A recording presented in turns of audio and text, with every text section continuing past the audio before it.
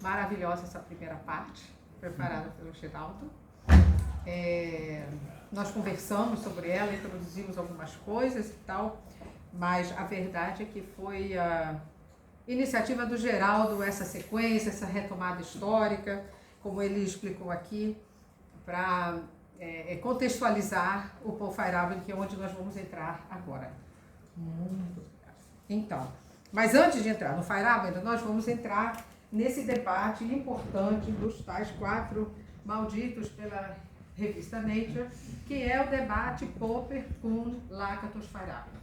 Esse debate é um debate que marca a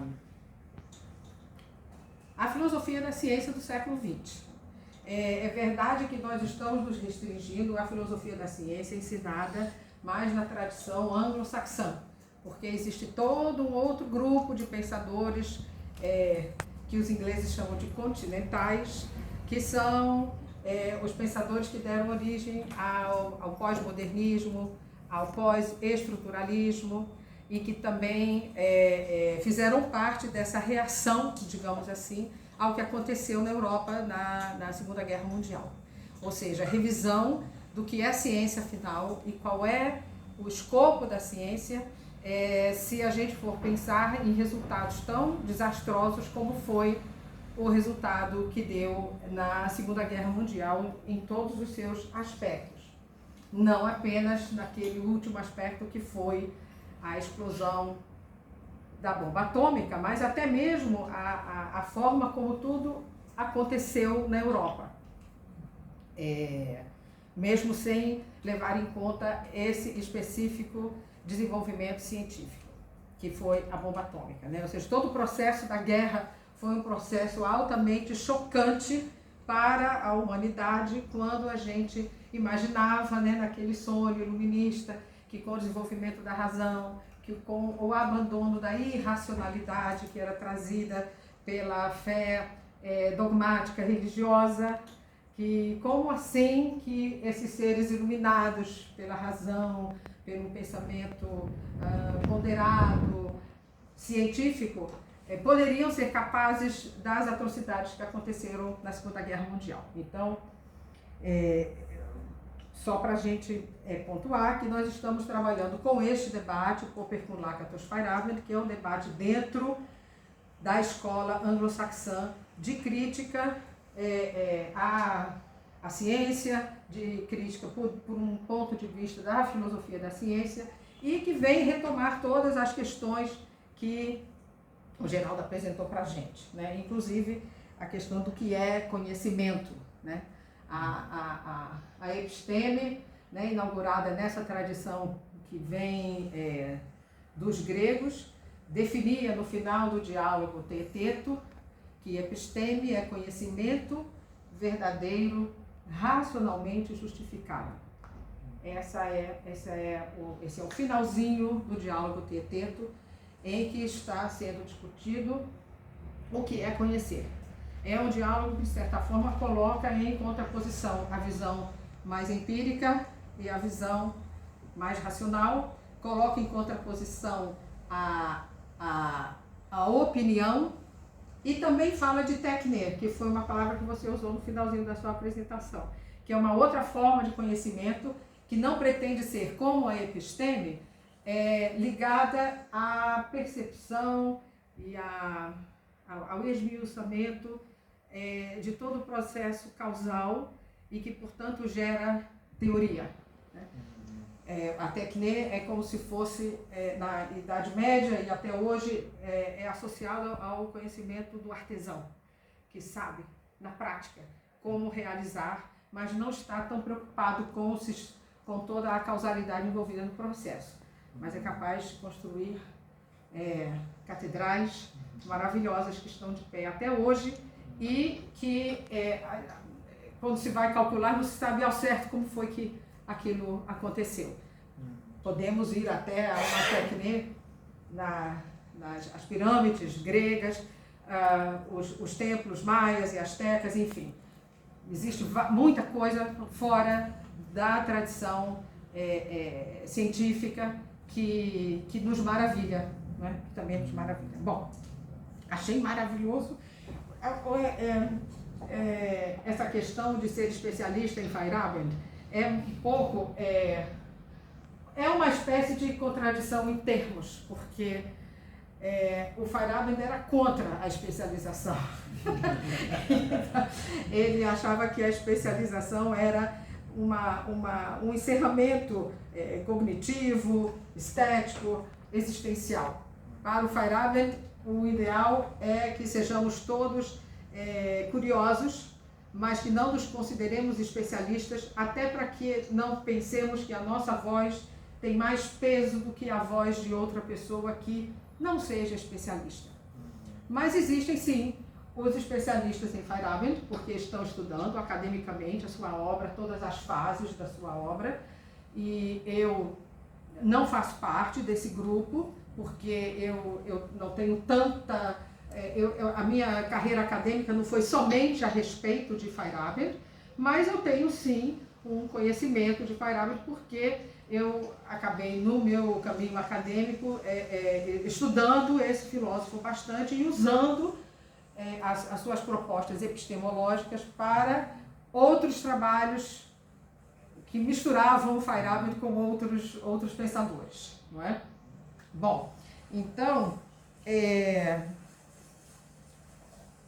o Geraldo, embora a gente tenha conversado, ele me surpreendeu tão positivamente quando ele estava falando num dado momento sobre o que é considerado progresso no conhecimento, e ele associou o progresso ao diálogo. Ele associou o progresso não à manutenção de uma escola dogmaticamente que impeça que vozes divergentes venham a acontecer. Essa discussão do progresso faz parte aqui do que a gente está começando a apresentar, que é um dos critérios de colocação da ciência no topo das formas de saber engendradas pela humanidade. E é justamente esse conceito de progresso que fez parte desse debate Popper com Lakatos e Feyerabend, e é pelo fato de ter sido questionado o conceito de progresso que eles foram, por alguns, considerados como inimigos da ciência. Porque cada um deles, à sua maneira, questionou que o conhecimento científico,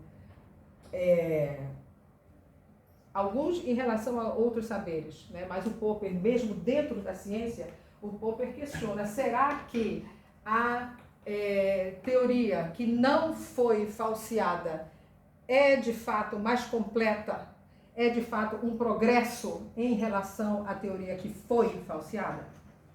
Então, o próprio conceito de falseamento de teoria, ele é problemático, eu vou falar um pouquinho disso, mas somente a ideia de dizer que não, a ciência está mudando de teorias, mas a gente não pode ter certeza se ela está progredindo, porque existe um critério lógico chamado conteúdo de verdade de uma teoria. E é impossível comparar o conteúdo de verdade de uma teoria e outra teoria quando parte dela tem um conteúdo que foi falseado. Então, não tem como tecnicamente você definir, não, esta teoria tem um conteúdo de verdade maior do que a outra. Lilian, o Geraldo também, não, qualquer um de vocês, eu vou interromper o instantinho só para uma pergunta, assim, acho que fica mais contextualizado se a gente perguntar na hora. Eu colocaria o seguinte, quando se faz uma teoria, as grandes teorias, todas as teorias são baseadas em hipóteses. Então nós temos algumas premissas e depois, né, nós fazemos os desenvolvimentos a partir daquelas premissas. Então, em princípio, vamos dizer, toda teoria é falseável no sentido de que, se eu violar alguma das premissas fundamentais, aquela teoria pode não funcionar. Então, eu já sei os limites da minha teoria, eu sei até onde ela pode ir ou o que ela pode descrever, porque eu já sei os axiomas de partida e eu sei que se eu violar alguns desses axiomas de partida, a teoria não vai funcionar. Então a minha pergunta é, a falseabilidade, que talvez eu esteja entendendo mal, a falseabilidade é nesse sentido de que você já tem uma previsão de onde você pode, a teoria pode falhar, ou se digamos, a falha da teoria ela é acidental, ela escapa ao teu controle do que é a teoria. Essa é a minha questão. O critério que o Popper queria era que você fosse já desde o princípio consciente e sabedor de, a minha teoria é para descrever tal fenômeno. Se eu conseguir um experimento em que o experimento ocorre e ele não está acontecendo de acordo com essa teoria, então, mesmo que eu não consiga esse experimento, sim, essa teoria é científica, porque ela define os seus próprios limites. Agora, qual é a dificuldade da aplicação na prática disso? O cinturão protetor das hipóteses. Tanto tem a dificuldade de aplicação do ponto de vista puramente intelectual, por conta de haver, sim, e de ser necessário não vou chamar aqui de cinturão protetor, há que haver a liberdade de mudar as hipóteses, de adaptar as hipóteses. A pesquisa está perseguindo. Por que a teoria, para ser científica, tem que nascer 100% pronta? Por que não permitir, sim, que ela mude? E essa que é a proposta do... Como é que eu faço para ir para frente? Próxima... Já descobri. Essa que é a proposta do Lakatos. A proposta do Lakatos é esta. Nós não devemos avaliar as teorias científicas e nem mesmo a ciência, e nem mesmo atribuir não cientificidade a teorias que não se permitem falsear. O que nós temos que olhar é para os programas de investigação. E daí, aí nos programas de investigação há, vamos dizer assim, formalmente, explicitamente, aceitadamente, um setor de proteção mesmo das teorias. E ele diz que isso é bom, isso é necessário, e que não há nenhuma irracionalidade em aplicar esse cinturão protetor. Ou seja, em mudar hipóteses, em questionar resultados de experimentos. Quem sabe a gente está fazendo uma medida errada, quem sabe a forma da gente medir algo não está correta. Será que existe algum outro detalhe do fenômeno que nós não conhecemos e por isso o resultado está dando errado? Enfim, o Imre Lakatos era húngaro, ele estava na London School, tanto quanto o Popper e o Paul Feyerabend, e ele estava, basicamente, eles dialogavam entre si, né? Houve um momento de progresso na epistemologia, no nosso sentido, porque havia muito diálogo e o diálogo era aberto. E eles se desentendiam. Alguns se desentendiam só nos trabalhos, mas outros se desentenderam até no nível pessoal. O Lakatos e o Feyerabend estavam em campos opostos, no sentido que o Lakatos insistia que a ciência, ao final, era sim uma prática racional, que não havia irracionalidade envolvida na ciência. E aí eu volto para o Thomas Kuhn, porque o grande choque que o Thomas Kuhn deu... Posso fazer uma pergunta? Sim. Você falou agora que a ciência, não existe irracionalidade na ciência. Era isso que o Imre Lakatos defendia. Mas isso é óbvio. Se isso é óbvio, para eles não era óbvio. Para estes filósofos e historiadores da ciência, há sim aspectos irracionais dentro da prática científica, que eles extraíram de estudos da história da ciência, da história da vida dos cientistas, da história da vida das instituições onde a ciência é praticada. Então, eles vão buscar... vou usar aqui um termo Foucaultiano, né? Na microfísica do poder dentro das instituições, situações em que decisões são feitas, e já que nós falamos aqui de financiamento, né, de projetos, e que no ver desses historiadores e filósofos da ciência, tem um caráter irracional. O que quer dizer irracional? Irracional pode querer dizer várias coisas, né? Se nós nos ativermos aos aspectos psicológicos da irracionalidade, tem todo um repertório de significados.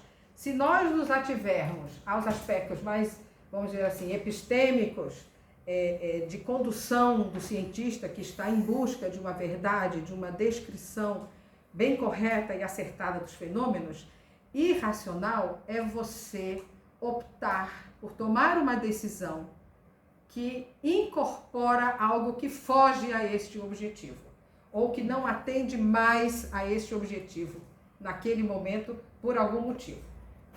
Então, como é que eu posso dizer? Deixando a parte psicológica de lado, que também vai ser levada em consideração, em especial pelo Thomas Kuhn, e pelo Feyerabend de uma maneira muito informal, porque o Feyerabend tem um estilo que a gente vai entrar mais tarde nele, que ele é até meio desconcertante. A gente tem que dar um passo atrás quando a gente lê o Feyerabend, um ar, porque senão a gente nem leva ele a sério, né? O Thomas Kuhn, ele tinha uma forma de descrever essas irracionalidades de uma maneira mais, como é que eu posso dizer, comedida. E ele usava mais referências históricas e de desenvolvimento de programas de pesquisa, e na interpretação dele, a ciência progredia de uma forma não de acréscimo de conhecimento e de precisão e de acurácia. Ela progride em, como é que eu posso dizer, sequências de paradigmas que são aceitos por um período, e tem o momento revolucionário, e é nesse momento revolucionário que as características não racionais, que não necessariamente envolvem, digamos, loucura, perda dos sentidos, da capacidade de discernimento, mas irracionais no sentido de você deixar de cognitivamente conduzir o seu pensamento de uma forma dentro de um paradigma para saltar para o outro paradigma.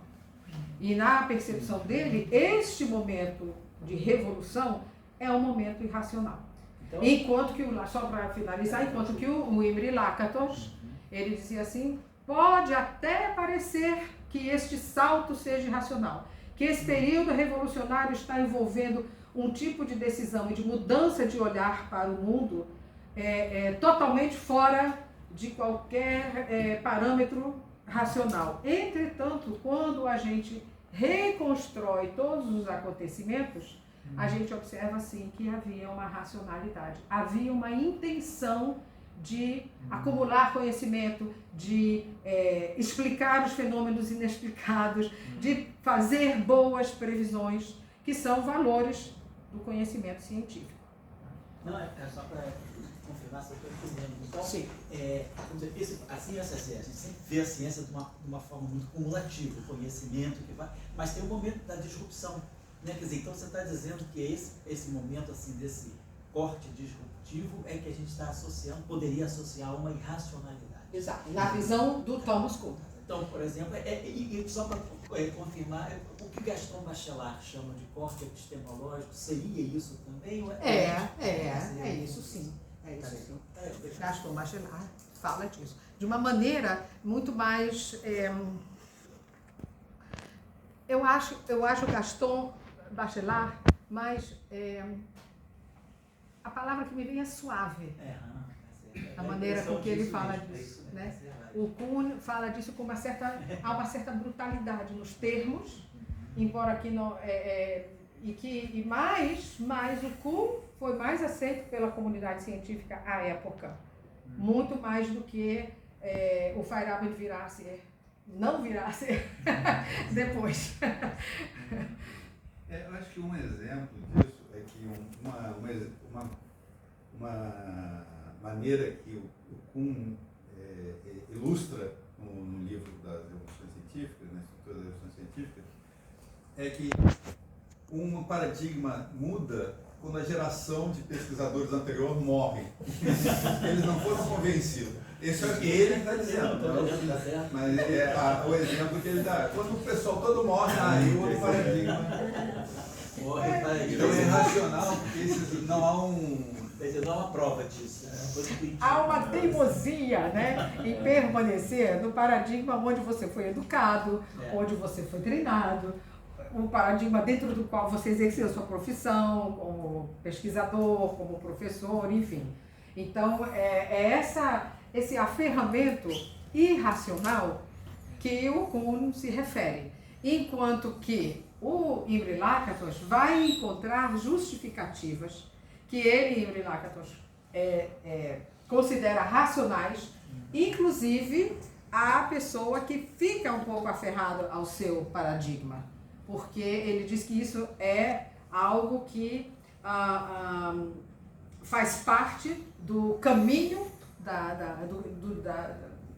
eu não vou dizer que é do progresso do conhecimento, ele não usa esse termo, ele faz parte do caminho do desenrolar de pesquisa, você ter que ter uma certa... não mudar de teoria só porque deu alguma coisa errada, você tem que focar, tem que se concentrar, tem que estar ali dentro daquele limite, mas o Lakatos, ele nos alerta, existem programas de pesquisa que são férteis e programas de pesquisa que ele chama degenerativos. Os programas de pesquisa degenerativos são aqueles que insistem e ficam buscando coisas, né, explicações, causas colaterais e tal, e não conseguem avançar. Agora, uma dificuldade na aplicação dessa proposta lakatosiana, por parte dos críticos dele, é que qual é o tempo que a gente pode esperar?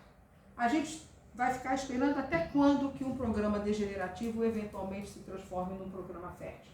Porque ele afirma que isso pode sim acontecer, e todos eles dão exemplos históricos. Né? Então, acontece de tudo na história. Né? Então, a gente fica pensando, e se tal coisa não tivesse acontecido, por quantos séculos mais um programa degenerativo iria continuar e a gente ia ficar sem saber o que foi descoberto justamente porque alguém ousou deixar o paradigma ou o programa de pesquisa atual para fazer outro. Né? Então, eles se escreveram entre si, muitas vezes é uma troca de artigos, de livros, de artigos reunidos em livros. As pessoas fazem mestrados e doutorados e se especializam nesse diálogo, que é realmente fascinante. Mas aqui nós, obviamente, vamos avançando, porque a gente tem que chegar no Feierabend e eu queria falar... já falei disso aqui tudo, olha só que maravilha. Só tem uma coisa que eu esqueci de falar, sobre progresso, né? Sobre progresso, aquela questão técnica da mensuração do conteúdo de verdade de teorias, que não dá para ser feito em comparação uma teoria a outra, e que esse foi uma espécie de contra-argumento ao Popper, que de certa forma faz cair por terra a possibilidade de se pensar se a gente está tendo ou não progresso na ciência, porque aqui foi refutado, daqui para cá houve progresso? Não sabemos. Chega uma teoria nova, olha, ela será científica porque eu vou dizer exatamente em que condições eu vou abrir mão dela, mas ela, de fato, tem ou não tem maior conteúdo de verdade do que esta, ou até mesmo do que esta. Então, ficou complicado falar em progresso, usando falseacionismo como critério de cientificidade. E isso foi um problema, houve vários artigos sobre isso, e havia argumentos envolvendo várias definições de conteúdo de verdade, de teorias e tal, e no final das contas não se chegou a uma conclusão definitiva, e o Popper foi aos poucos sendo afastado, né, como uma pessoa do centro desse debate, embora que o Popper, ele escreve maravilhosamente bem, é um grande pensador. Eu não sou popperiana, mas tenho um respeito por todos eles, todos. Foi pelo Popper que eu entrei na filosofia da ciência, então eu devo a ele essa minha mudança de caminho. E o que eu queria reforçar é que, embora a comunidade científica não seja necessariamente popperiana, e com certeza a comunidade de filósofos da ciência muito menos, tem muito apelo este critério que o Popper propõe, porque ele propõe este critério não somente dentro de um escopo técnico, ele põe esse critério também no escopo ético. Ele descreve o cientista como alguém que está honestamente, com honestidade de propósitos, de conhecer o mundo, conhecer o fenômeno que ele está estudando. E essa honestidade de propósitos dele é que faz com que ele se proponha a abrir mão da sua teoria se tal situação acontecer. Então, ficou nas entrelinhas que aqueles que praticam saberes que não são falseáveis desta forma como o Popper estava propondo, ou seja, com a existência, não sei se alguém aqui já ouviu falar em experimento crucial, o conceito do experimento crucial, né? Que é muito importante e é usado até hoje em ciência. Quem não estiver preparado a dizer, olha, se tal experimento crucial tiver tal resultado, eu abro mão da minha teoria, então eu não sou um investigador honesto. Eu não sou um pesquisador honesto. Eu não pratico ciência, porque a ciência é praticada por pessoas honestas que estão preparadas para abrir mão da sua linha de trabalho se tal resultado ou tais resultados ocorrerem num experimento crucial. Agora, só que os experimentos cruciais, né, também podem ser adiados, podem ser interpretados. Então, o experimento crucial é outra coisa muito complicada. Você tem um exemplo disso? Aquele experimento que o Geraldo apresentou para a gente foi considerado experimento crucial. Em geral, quando o experimento... E tem um experimento crucial também do éter, da não existência do éter. É outro experimento crucial muito conhecido na história da ciência, né? Então, são experimentos cruciais, mas aí vem sempre como é que eu posso dizer, os que estão analisando os acontecimentos de outra forma, porque aí a gente nem mais usa o termo fatos, porque fatos remetem a um sentido, né? A uma semântica de algo que é objetivo. Não é? Existe até vários dizeres como contra fatos não há argumentos. É como se o fato fosse auto-evidente e que contra ele não se pode dizer nada. Para esses para o epistemólogo, para o filósofo da ciência, quando ele gosta mesmo de ser crítico e avaliar, ele não acredita em fatos. Ele acredita em acontecimentos dentro de um contexto. E isso não é só dentro da ciência. Isso é dentro da ciência e dentro de todos os saberes e dentro de todas as circunstâncias. Então, não existe isso de contra fatos, não há argumentos. Há necessidade de sempre olhar para as circunstâncias em que isso está acontecendo.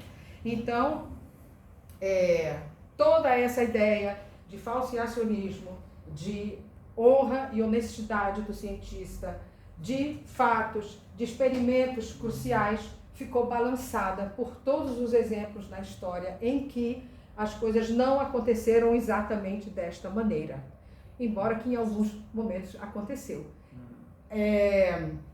Há quem, inclusive, diga que esses experimentos cruciais, eles só são considerados cruciais quando já é quase como se fosse assim o sopro, o último sopro para a aceitação da teoria. Não existem experimentos cruciais quando a teoria está recém-apresentada.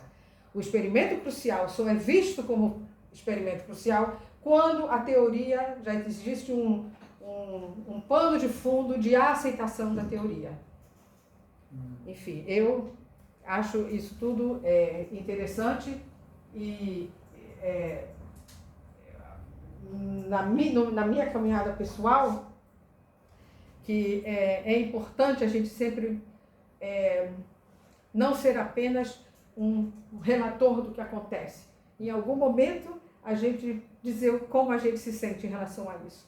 Eu fui para esses estudos e eu fiquei maravilhada com o estudo, porque eu não imaginava que havia toda essa complexidade. Fiquei pensando, gente, nenhum deles está errado. E eles são contraditórios. O que eu vou fazer com isso? Né? Então, foi nesse momento que eu acabei conhecendo o Paul Feyerabend. Está aqui? Não. Eu fui para trás? Oh, meu Deus, está aparecendo o Paul Feyerabend aqui para mim. Agora eu já não entendi. Não, aperta nele. Ah, perto dele. Pronto. Pronto. Foi nesse contexto que apareceu o Paul Feyerabend na minha trajetória intelectual.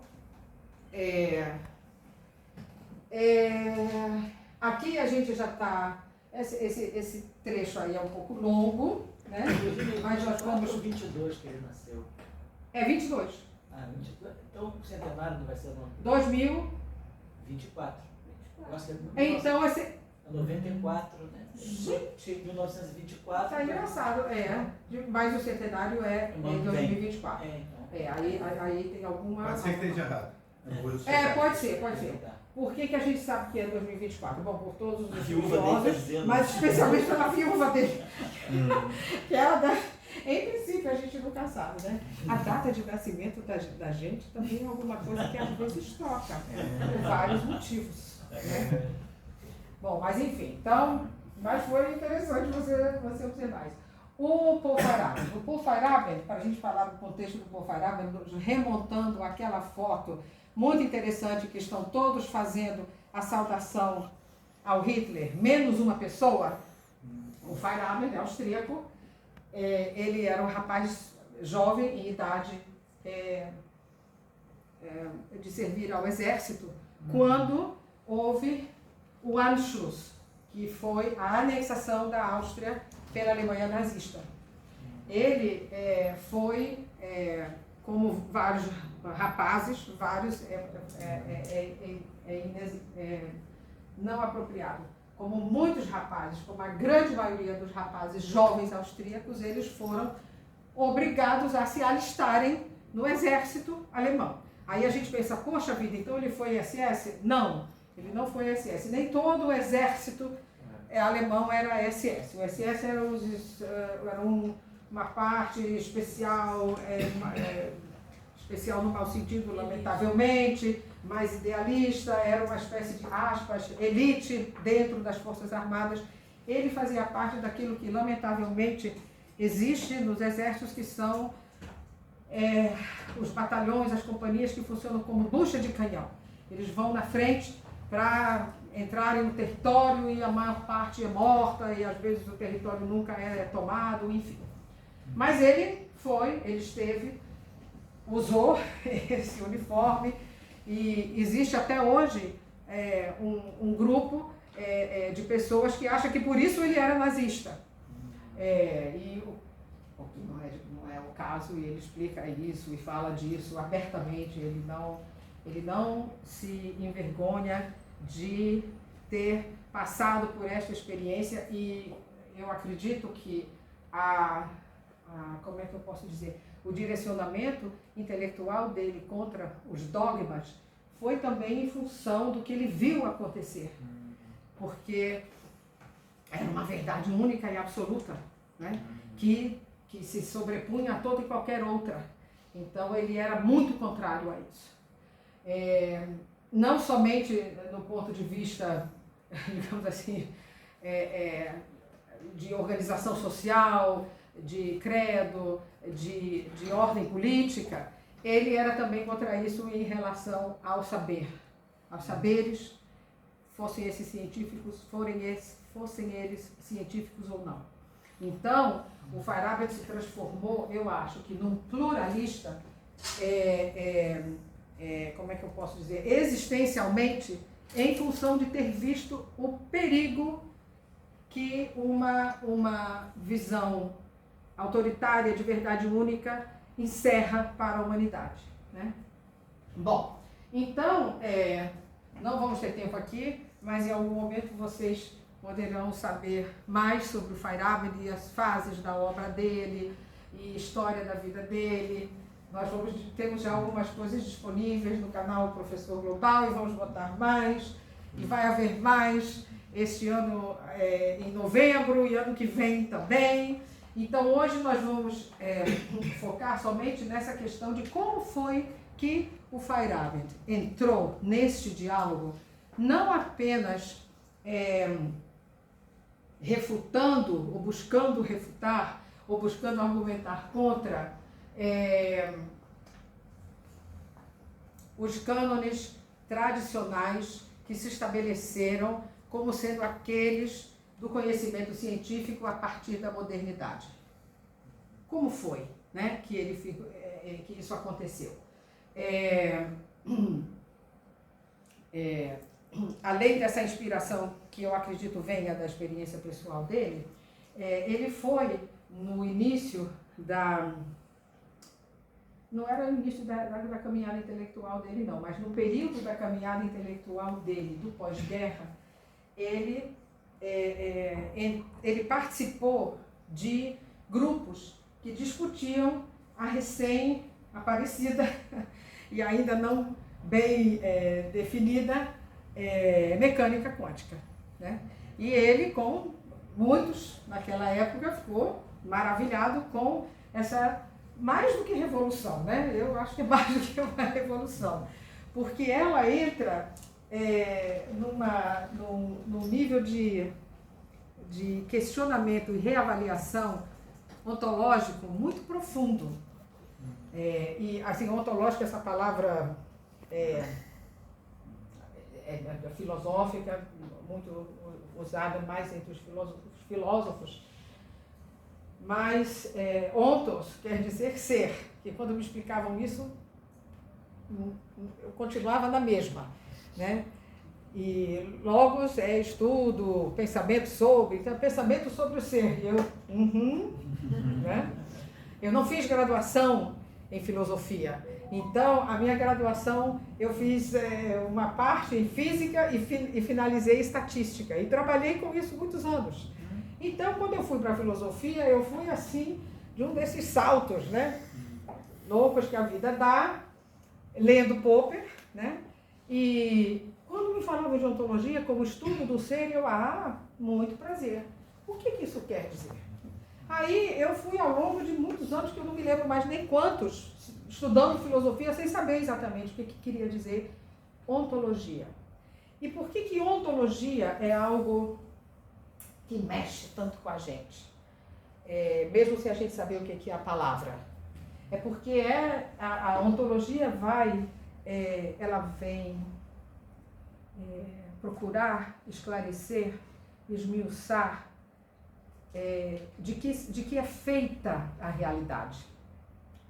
De que é feita a realidade, que são feitas não somente as coisas, mas tudo o que existe.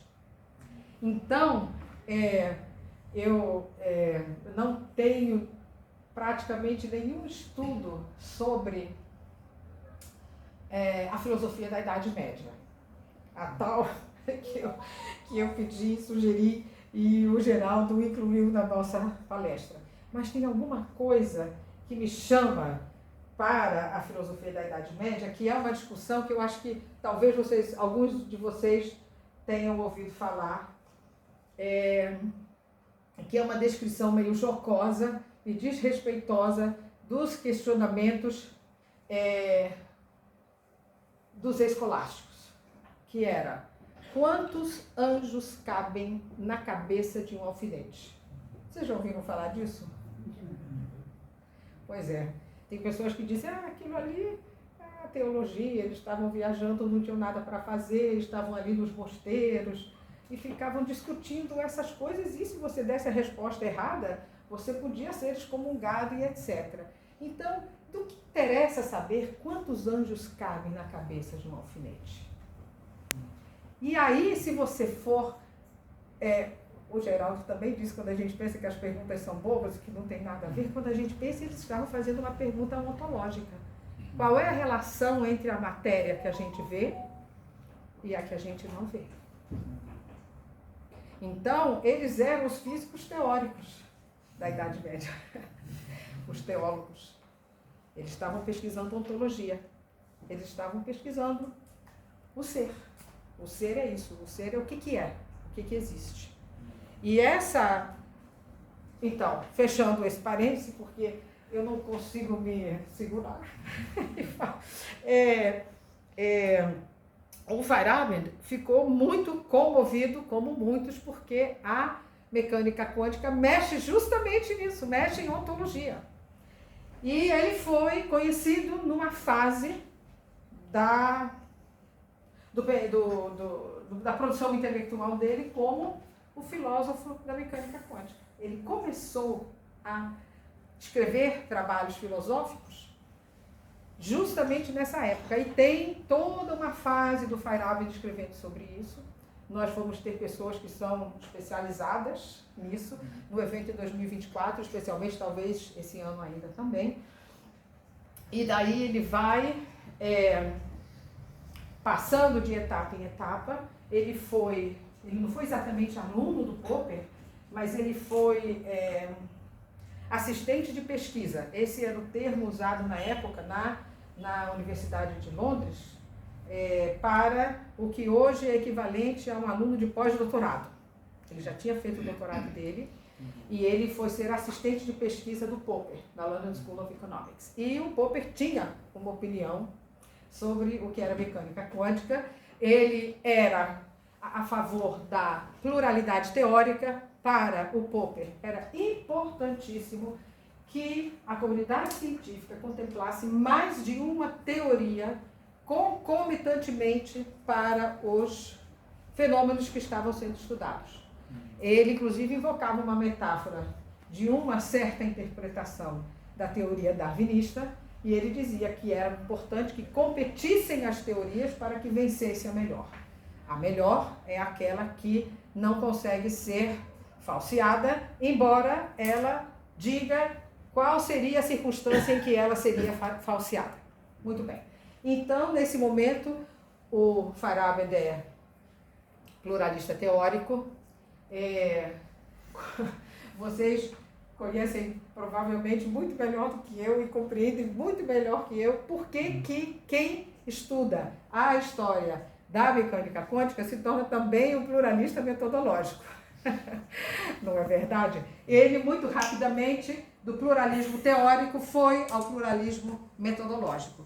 E aí ele permaneceu, e nesse pluralismo metodológico, e o que era exatamente esse pluralismo para o Feyerabend?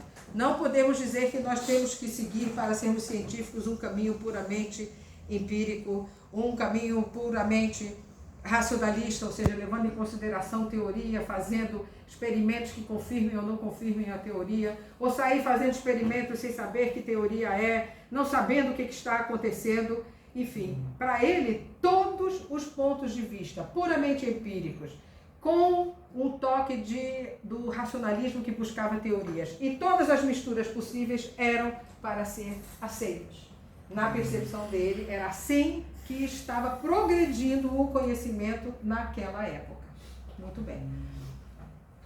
Vai seguindo Paul Feyerabend e ele chega a seguinte questão muito importante, porque quando você se torna, enquanto você está pluralista teórico, você pode dizer, olha, na ciência acontecem períodos em que há várias teorias que estão competindo para melhor explicar os fenômenos em estudo. Este é um método de pluralismo teórico. Agora, quando ele diz, olha, a gente pode usar métodos diferentes, a gente pode inventar métodos diferentes, a gente pode usar, e daí ele vai começar a dizer, a gente pode usar intuição, a gente pode usar estratagemas, a gente pode usar os tais que são considerados não racionais, mas que não são irracionais do ponto de vista psicológico, digamos assim, da loucura completa. Mas o que é a intuição cognitivamente falando? Né? É um tipo de raciocínio mais rápido? É um tipo de... É a recepção de uma informação que vem de outro nível da existência? O que é a intuição? Ela pode ser explicada de várias formas. Vale a intuição na ciência? O Feyerabend vai dizer sim, vale. E é aí que a coisa complicou para o lado dele. Porque aí o pluralismo metodológico do Paul Feyerabend começou a entrar numa discussão em que ele está dizendo: não existe um método fixo para praticar ciência. Não existe um método fixo e universal para a prática da ciência. Ele muda o tempo todo, que isso a gente já sabia, né? Porque qualquer pessoa que estuda a história da ciência sabe que ele muda, mas ele muda não é porque mudou o paradigma, não é porque nós estamos em progresso e hoje sabemos mais do que sabíamos antes. Ele muda porque é assim que o ser humano funciona. A criatividade humana não funciona seguindo regras. A criatividade humana funciona na improvisação, intercalando regras já conhecidas e coisas novas que vão aparecendo no caminho. Então, aí é que ele chega ao extremo em que ele propõe que não existe método, aí ele fica contra, ele escreve o livro contra o método, e as pessoas entenderam esse livro como contra a ciência. Por quê? Porque a ciência era associada ao método. O que faz da ciência um saber melhor no sentido epistêmico? Vamos deixar a parte social, política, de valores de fora por enquanto. Mas o que faz a ciência uma melhor forma de conhecimento? É o fato de que o conhecimento gerado e chancelado pela comunidade científica seguiu um método. E este método tem uma condução racional, este método busca a verdade, este método está aberto ao contraditório, então este método busca a objetividade, ou seja, eu preciso replicar aqui no meu laboratório, na China, na África, no Polo Sul, no Polo Norte, de preferência em Marte, Plutão e em qualquer outra galáxia, não é? Então ele é objetivo, ele é universal. Então eu tenho que ser capaz de fazer previsões com as teorias que resultam deste método. Então, como dizer que a ciência não tem método, né?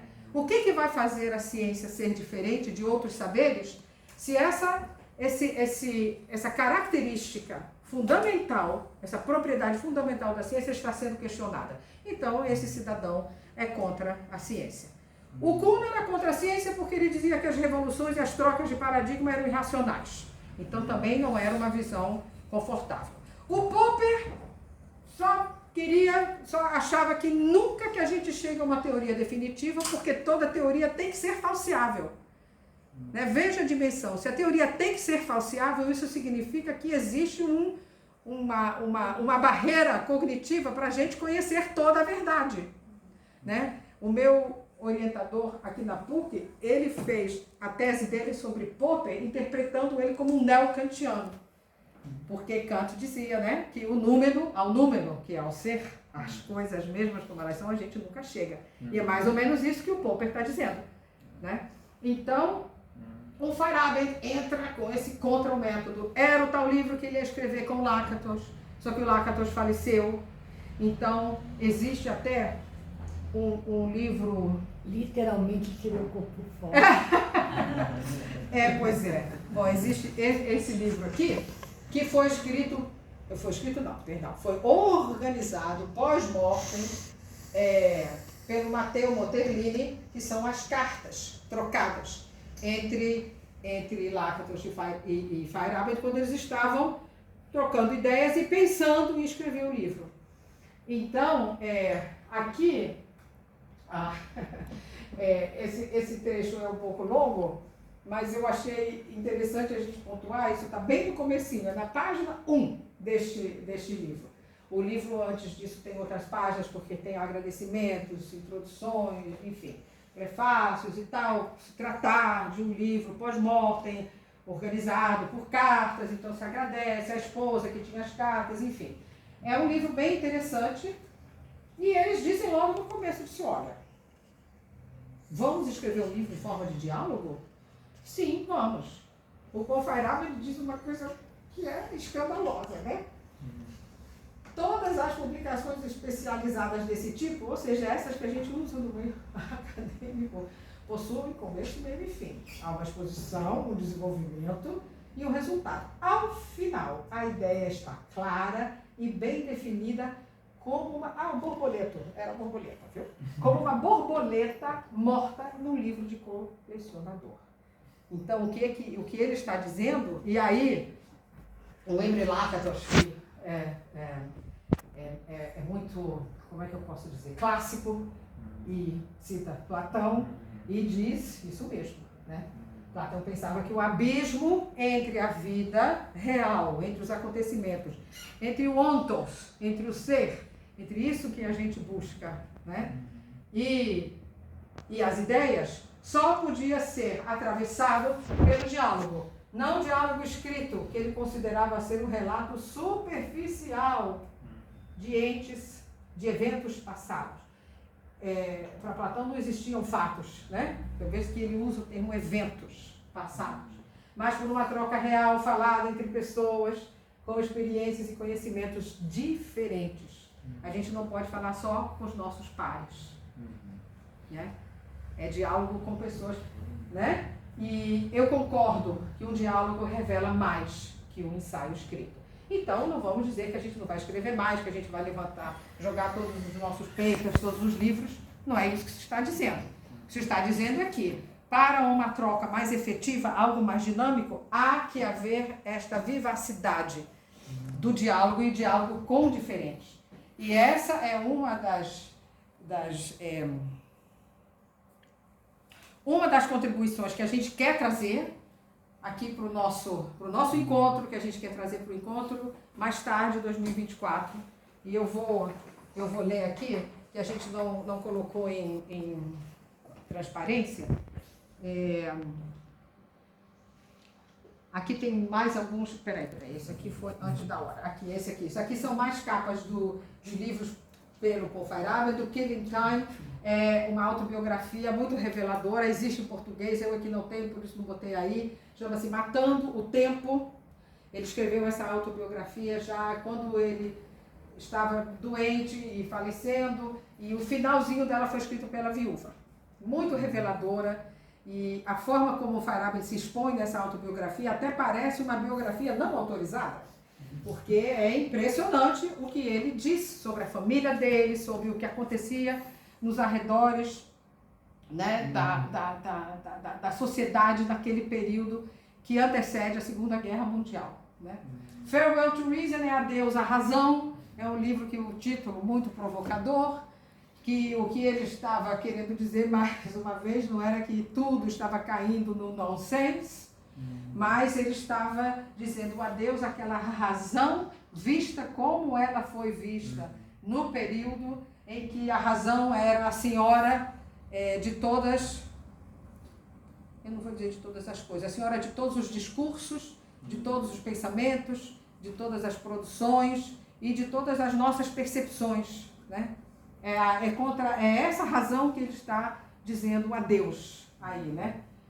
E esse último livro dele, que é A Conquista da Abundância, aqui a gente está dando um salto, viu? Aqui a gente está dando um salto por falta de tempo, de tudo.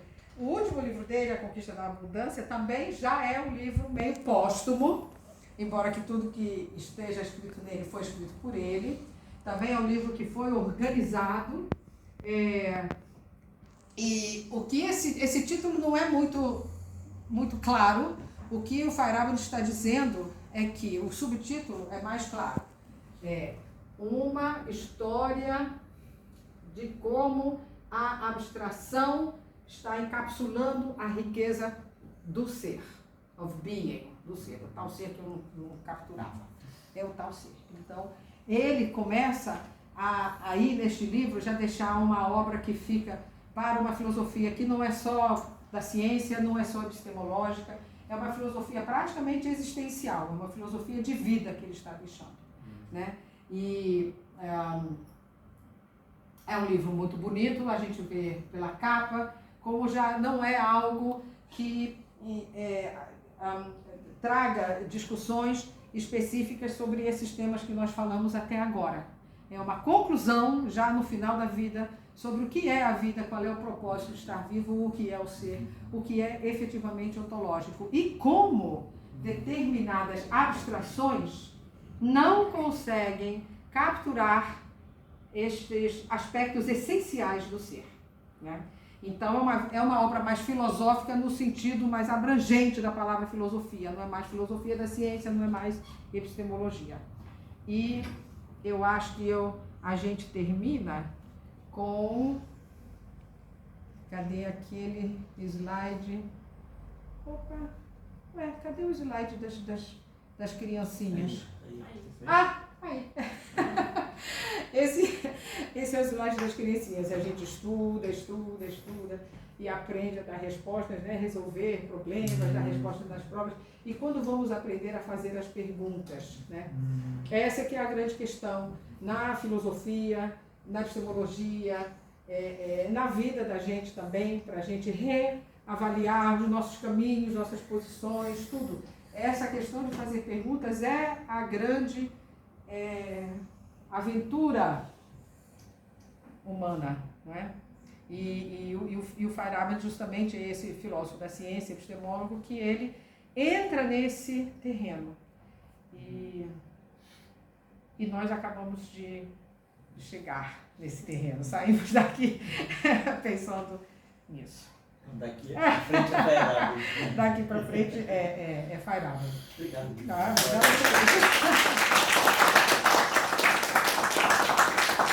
Obrigado, Virgínia. Obrigado, Geraldo. Sim,